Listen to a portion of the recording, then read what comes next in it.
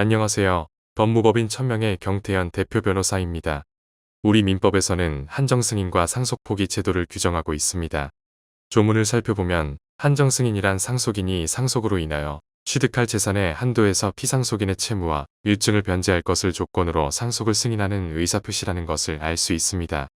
이에 반면 상속포기는 단어 그대로 상속 자체를 포기하는 것으로 상속이 개시된 때로 소급하여 상속인이 아니었던 것으로 보는 제도입니다. 한정승인과 상속포기는 상속인이 예측하지 못한 상속채무를 부담하는 것을 방지하기 위해 만들어진 제도입니다. 그렇다면 한정승인과 상속포기의 다른 점과 한정승인을 해야 하는 경우에는 어떤 경우가 있을까요? 오늘은 위 질문에 대한 답변을 드리기 위해 저희 법무법인을 찾아주신 사례를 통해 질문과 답변의 형식으로 설명드리겠습니다.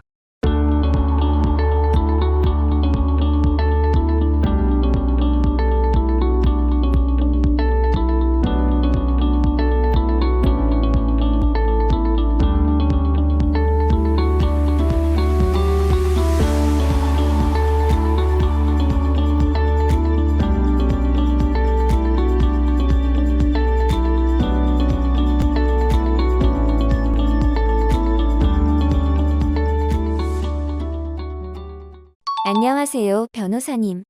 상속 관련해서 고민이 있어 변호사님께 질문드리게 되었습니다. 저는 아주 어릴 때 이후로 아버지를 본 적이 없고 어머니와 함께 지냈습니다. 얼마 전 가족관계 증명서를 발급받아 보니 아버지는 재혼한 상태였고 오래전 돌아가셨더라고요.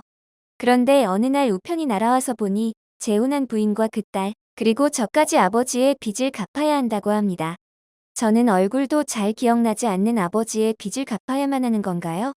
변호사님의 현명한 조언 부탁드립니다. 안녕하세요. 법무법인 천명의 경태현 대표 변호사입니다.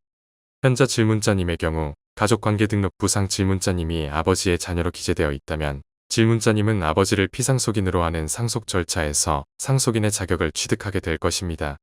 기본적으로 우리 민법은 포괄상속주의를 취하기 때문에 피상속인이 사망하면 피상속인의 재산과 채무는 일단 법정상속분을 기준으로 각 상속인에게 상속되는 것으로 봅니다. 따라서 일단 질문자님의 경우 아버지의 재산과 채무를 법정상속분에 따라 상속받는 것으로 보게 됩니다.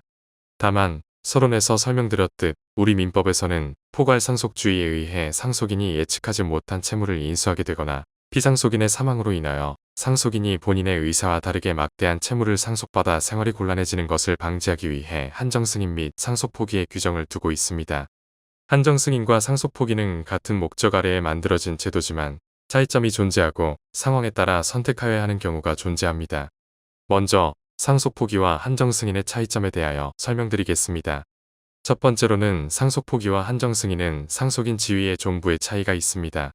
상속포기는 상속인 지위 자체를 포기하는 것으로서 재산 또는 빚 자체를 물려받지 않겠다는 의사표시를 말합니다. 반면 한정승인은 상속인의 지위는 유지하되 상속을 취득하는 재산의 한도 내에서 피상속인의 채무를 변제하겠다는 의사표시입니다. 한정승인과 상속포기는 모두 상속 개시를 한 날로부터 3개월 이내에 한정승인 신고를 해야 합니다. 두 번째로는 후순위 상속인에게 상속재산 및 채무가 넘어가는지의 여부입니다. 상속포기의 경우 선순위 상속인이 포기를 한다면 후순위로 채무가 넘어가게 되지만 한정승인은 다음 상속인에게 채무가 넘어가지 않습니다. 우리 민법에서는 피상속인의 직계비속, 직계존속, 형제자매, 사촌 이내의 반계혈족 순으로 상속순위를 규정하고 있습니다. 예를 들어 상속이 개시되었을 때 피상속인의 자녀와 어머니가 생존해 있는 상황이라면 선순위인 피상속인의 자녀가 상속포기를 할 경우 피상속인의 어머니가 그 재산 및 채무를 상속받게 되지만 한정승인을 한다면 그렇지 않게 되는 것입니다. 세 번째는 절차상의 차이가 있습니다. 한정승인의 경우 상속재산과 상속채무를 확인하고 그에 따른 각 소명자료를 직접 관계기관에 가서 발급을 받아 제출해야 하고 한정승인이 인정된 후에도 채무를 청산하는 과정이 남게 됩니다. 반면 상속포기는 법원에 상속포기를 신청하고 인정을 받으면 그것으로 상속인의 지위 자체를 상실하게 되므로 추가적인 절차가 필요하지 않습니다. 차이점을 알아보았으니 한정승인을 선택하는 경우에 대해 알아보겠습니다. 첫 번째로 한정승인과 상속포기의 차이점 두 번째에서 설명드린 예시와 같은 경우 후순위 상속인에게 채무가 승계되는 일을 방지하기 위해 한정승인을 선택하는 경우를 생각해 볼 수 있습니다. 한정 승인을 선택하게 되는 또 다른 경우는 피상속인이 남긴 재산과 채무를 정확히 파악할 수 없는 상황입니다.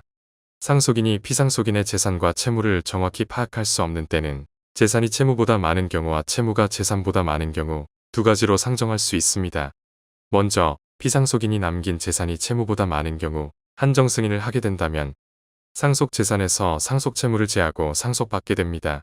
예를 들어 상속 재산이 1억이고 상속 채무가 5천만 원일 경우에는 한정 승인 시 채무를 제하고 나머지 5천만 원을 상속받게 됩니다. 그러나 상속 포기 시에는 취득할 수 있었던 5천만 원을 포기하게 될 것입니다.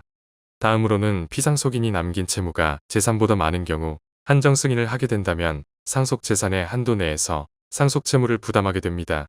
예를 들어 한정 승인 시 상속 재산이 5천만 원인 경우 상속 채무가 1억이라면 한정 승인 시 5천만 원만큼의 채무의 부담을 피하게 됩니다. 그러나 단순 승인을 한다면 5천만 원의 채무를 부담하게 될 것입니다.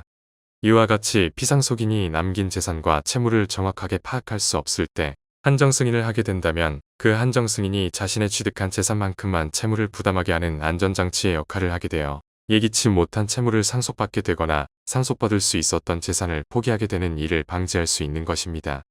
오늘 설명드린 내용을 바탕으로 질문자님의 경우를 판단하자면 질문자님은 아버지의 사망 사실을 모르다가 소장을 받고 아버지의 사망 사실을 알게 되었으므로 소장을 받은 날로부터 3개월 안에 질문자님의 재반 사정을 고려하여 상속 포기나 한정 승인을 선택하여 신청하시면 됩니다. 오늘은 상속 포기와 한정 승인에 대해 설명드렸습니다. 개인이 상속 포기와 한정 승인을 판단하는 것은 어려울 수 있고 놓치는 부분이 있어 자칫 불합리한 상속을 받거나 유리한 상속을 포기하게 될 수 있으므로 보다 구체적인 상담을 위해 전문가를 찾아가시기를 권해드립니다. 오늘 준비한 내용이 마음에 드셨다면 좋아요, 구독, 알림 설정 한 번씩 부탁드립니다. 상속, 유류분, 가사소송 등에 대한 유익한 정보가 계속해서 업로드됩니다.